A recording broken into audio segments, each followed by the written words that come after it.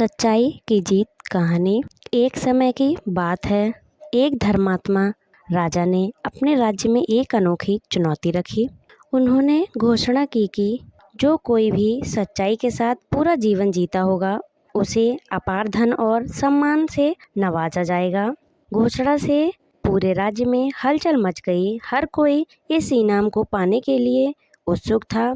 उसी राज्य में एक गरीब लेकिन ईमानदार किसान रहता था। उसने अपने जीवन के हर कदम पर सच्चाई को अपनाया था, चाहे वह उसके खेती का काम हो या उसके पड़ोसियों के साथ उसका व्यवहार। वह हमेशा सच्चाई के मार्ग पर चलता रहा।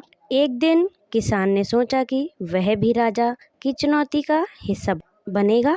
वह राजा के दरबार में गया और अपनी सादगी और ईमानदारी की कहानियाँ सुनाई। उसने बताया कैसे उसने अपने खेत में सोने की मुद्राएं पाई थीं, परंतु उसने उन्हें उसके असली मालिक को लौटा दिया।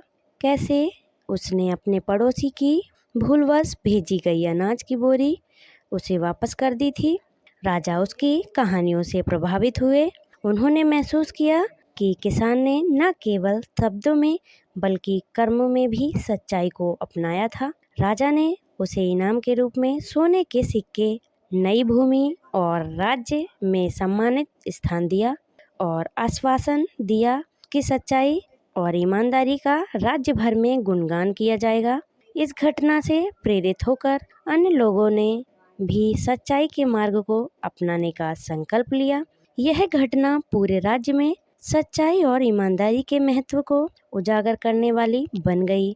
लोगों ने समझा कि भले ही सच्चाई का मार्ग कठिन हो, परंतु उसके परिणाम हमेशा शुभ और संतोषजनक होते हैं। इस कहानी से हमें क्या शिक्षा मिलती है? सच्चाई हमेशा जीतती है। यह कहानी हमें यह सिखाती है कि सच्चाई का मार्ग चुनना हमेशा फलदायी होता है और अंत में यही जीत की कुंजी होती है। अगर कहानी आपको पसंद आए तो चैनल को लाइक करें, सब्सक्राइब करें।